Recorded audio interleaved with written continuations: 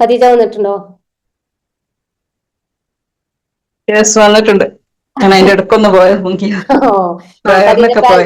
ഇപ്പോഴത്തെ സിറ്റുവേഷൻ എന്താ? ആഡ് നിന്നു കഴിഞ്ഞോ ആഡ്? ഇല്ലില്ല, അവിടെ ഇഷ്ടം പോലെ വന്നോണ്ടിരിക്കുന്നുണ്ട്. അത് കഴിഞ്ഞില്ലല്ലോ, നമ്മള് നല്ലൊരു തുക കൊടുത്തില്ലേ. ശരി. അപ്പൊ കണ്ടിന്യൂസ് ആയിട്ട് പോയിക്കൊണ്ടിരിക്കുന്നുണ്ട്. അപ്പൊ കുറെ എൻക്വയറീസ് കുറെ വന്നിട്ടുണ്ട്. ഇപ്പൊ 2-3 ഓർഡർ കൂടി വന്നിട്ടുണ്ട്. കൺഫേം പറഞ്ഞിട്ടില്ല. പിന്നെ ഇങ്ങനെ എന്താന്നൊക്കെ ഡീറ്റെയിൽ ആയിട്ട് ഒന്ന് ചോദിച്ചു. പരിചയപ്പെടുത്തോ? ഏത് പ്രോഡക്റ്റ് ആണ്, എന്നാണ് ആഡ് കൊടുത്തത്, എന്തൊക്കെയാണ് ചെയ്തത്? ഏതെങ്കിലും ഡൗട്ട് ഉണ്ടോ ആർക്കെങ്കിലും? ഒന്ന് അങ്ങനെ ചോദിച്ചോളൂ, അപ്പൊ ഖദീജ പറയാം. ഖദീജയാണ് ഇപ്പൊ ലാസ്റ്റ് കഴിഞ്ഞ വീക്കിൽ ആഡ് കൊടുത്തത്. കഴിഞ്ഞ വീക്ക് എന്ന് പറഞ്ഞാൽ കഴിഞ്ഞ ഫ്രൈഡേ മുതലാണ് ആഡ് കൊടുക്കാൻ തുടങ്ങിയത് അല്ലേ? അല്ലേ തോന്നുന്നു. സൈനബാസ് കിച്ചൺ എന്ന് പറഞ്ഞാൽ പറഞ്ഞോളൂ. ഞാൻ ഈ ഏപ്രിൽ ബാച്ചിലുള്ള ആളാണ്. കാലിക്കറ്റിലാണ്. സൈനബാസ് കിച്ചൺ ഹോം മെയ്ഡ് പ്രോഡക്റ്റ് ആയിട്ട് ഡ്രൈ സ്നാക്സ് ചെയ്യുന്നുണ്ട്, ഫ്രോസൺ ഐറ്റംസ് ചെയ്യുന്നുണ്ട്, അല്ലാണ്ട് ഡയറക്റ്റ് ഫുഡ് ഉണ്ടാക്കിയിട്ട് സെയിൽ ചെയ്യുന്നുണ്ട്. ഓർഡറിനനുസരിച്ച് ചെയ്യുന്നുണ്ട്. പിന്നെ അല്ലാതെ ഹെയർ ഓയിൽ, ഓർഗാനിക് സോപ്പ്, പിന്നെ സർബത്ത്, അങ്ങനെയൊക്കെ എനിക്കറിയുന്നത് ചെയ്യാൻ പറ്റുന്ന കാര്യങ്ങളൊക്കെ മാക്സിമം ചെയ്യുന്നുണ്ട്. സൈഡിലൂടെ ഡ്രസ്സിന്റെ ബിസിനസ്സും ചെയ്യുന്നുണ്ട്. അതൊരു വഴിക്കുണ്ട്. അപ്പോ സോഷ്യൽ മീഡിയ സംഭവം കുറച്ച് ഇല്ല. ഫോക്കസ് കുറഞ്ഞിട്ടുണ്ട് അല്ലെ? അത് അല്ല, അതൊരു സീസണിൽ മാത്രമേ ചെയ്യുന്നുള്ളൂ. ഓക്കെ. ഒരു ഈദിന്റെ സീസണില്, മുമ്പ് സീസണിലൊക്കെ മെയിനായിട്ട് അതാ ചെയ്യുന്നത്.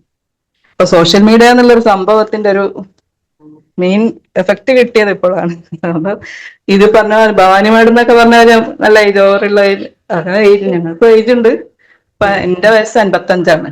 ഞാൻ 10-20 വർഷമായിട്ട് ഈ ഒരു മേഖലയിലുണ്ട്. പക്ഷെ നമുക്ക് ഇഷ്ടംപോലെ വീട്ടുകാര്, കൂട്ടുകാര്, അടുത്തറിയാവുന്നവരൊക്കെയാണ് ഓർഡർ തരാറ്.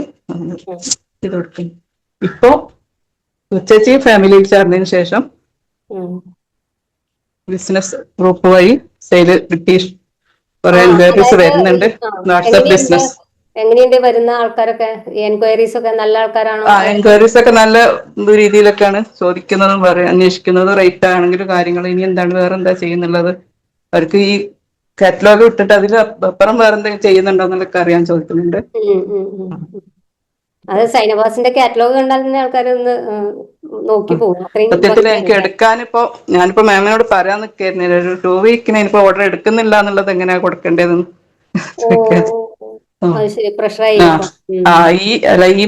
ഈ ആഴ്ച ഫുള്ള് ഓർഡറാണ്. പിന്നെ അത് കഴിഞ്ഞിട്ട് 2-3 ദിവസം ഒരു വീട്ടിലെ കല്യാണം ഉണ്ട് അടുത്ത്.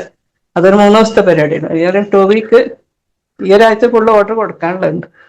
അപ്പൊ അവരോട് പറയാ, മെസ്സേജ് എടുത്തിട്ടേ, ഇപ്പൊ എമർജൻസി കേസുകൾ വല്ലതും ഉണ്ടെങ്കിൽ മാത്രം അപ്പൊ വന്നത് കൊടുക്കാം. പിന്നെ ഇനിയുള്ളത് എന്റെ കാര്യമാണ്. അപ്പൊ ഇതൊക്കെ ഇതുവഴി കിട്ടിയതാണെന്നാണ് ഞാൻ പറഞ്ഞു വരുന്നത്. ഇതൊക്കെ ഇപ്പോ മറ്റുള്ള ഓർഡർ കുടുംബത്തിൽ നിന്ന്, ഫാമിലിയിൽ നിന്നൊക്കെ നേരിട്ട് പറയുമ്പോൾ പറ്റുമെന്ന് പറയും, ഇല്ലെങ്കിൽ ഇല്ലാന്ന് പറഞ്ഞ് ഒഴിവാവാം. ഇതിപ്പോ ഈ ഓർഡേഴ്സ് ഫുള്ള് ഈ ഒരു ബിസിനസിന്റെ ഇത് സോഷ്യൽ മീഡിയ പഠിച്ചതിന് ശേഷം, വാട്സപ്പ് ബിസിനസ്സിൽ ചേർന്നതിന് ശേഷമുള്ള എഫക്റ്റ് ആണ് ഈ കാണുന്നത്. അപ്പൊ ബിസി വന്നത്. ബിസിയായി.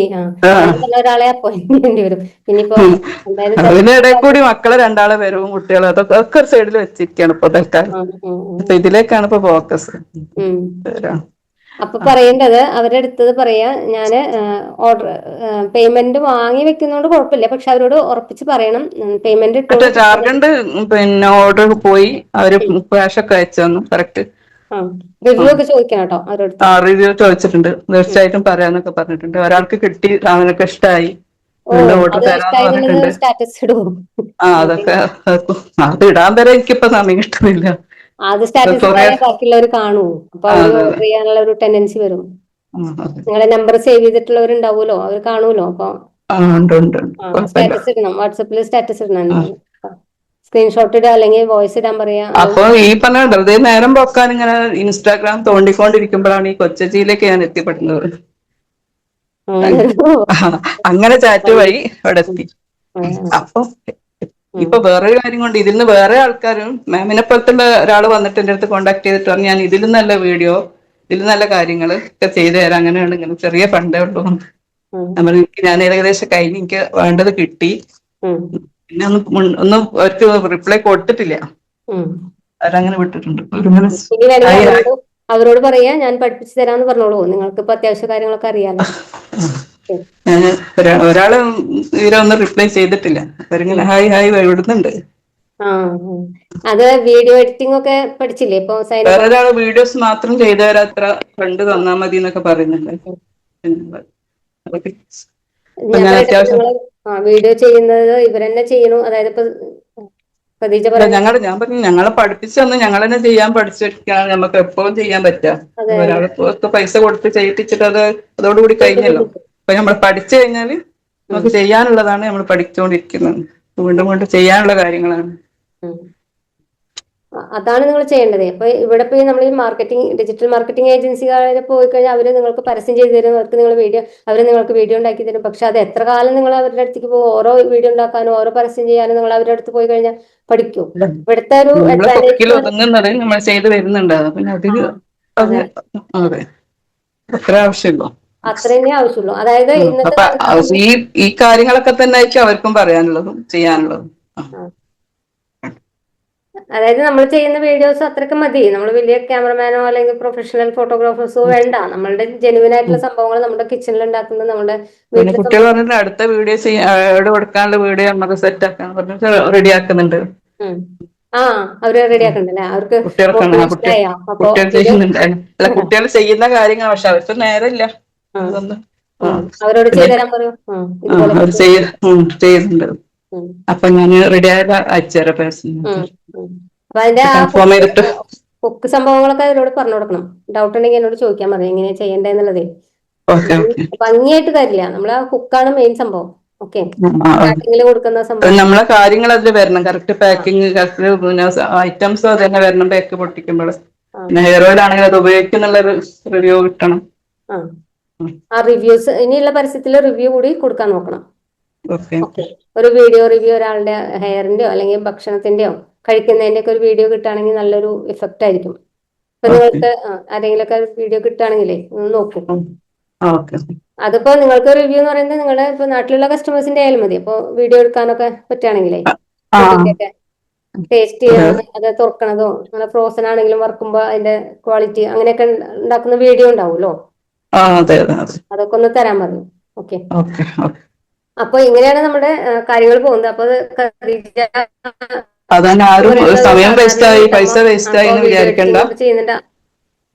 വീഡിയോ എഡിറ്റിംഗ് ഒന്നും ഞമ്മക്കൊന്നും അറിയാൻ പാടില്ലാത്ത കാര്യമാണ്. പിന്നെ വലിയ സംഭവം എന്ന് വിചാരിച്ചു വെച്ചിരിക്കുന്ന കാര്യങ്ങൾ പഠിച്ചു കഴിഞ്ഞപ്പോ നമുക്കും ചെയ്യാവുന്നതേ ഉള്ളൂ. പ്രായം പരിധിയൊന്നും ഇതിന് തടസ്സമല്ല. പ്രായം വെറും നമ്പർ മാത്രം. Thank you. അതന്നെ ഇതൊന്നും വലിയ സ്കില്ലുണ്ടെങ്കിൽ അതാരും വെറുതെ വെച്ചിരിക്കരുതല്ലോ. ഇങ്ങനത്തെ ഒരുപാട് ആഗ്രഹങ്ങളുള്ള കാര്യങ്ങളാണ്. ഇങ്ങനെയൊക്കെ ചെയ്യാൻ പറ്റൂല എന്നുള്ള ഇതിലായിരുന്നു ഇരുന്നത്. ഇതൊന്നും നമുക്ക് പറ്റൂല. അതൊക്കെ ഇപ്പോഴത്തെ പിള്ളേർ ചെയ്യുന്ന കാര്യങ്ങളാണ്. അതാണൊരു വ്യത്യാസം.